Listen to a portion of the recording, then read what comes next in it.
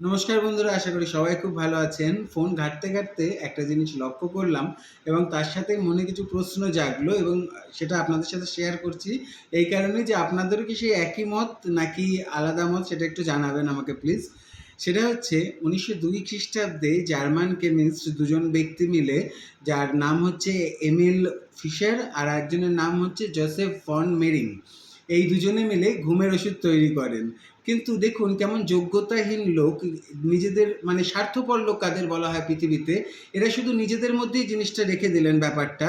নিজেদের এমন কোনো উত্তরসূরি তৈরি করতে পারলেন না যারা শুধু ঘুম পাওয়ানোর ওষুধ নয়, ঘুম ভাঙানোর ওষুধটাও তৈরি করে। কেননা আমার প্লিজ সেটা একটু বেশি দরকার, কারণ মানে ঘুম না আসলে কোনো ব্যাপার না, সাথে মোবাইল আছে ঠিক আছে, কিন্তু সকালবেলা অফিস যাওয়ার জন্য ঘুম ভাঙাটা খুব জরুরি, যেটা কোনো দিনই আমার ভাঙে না।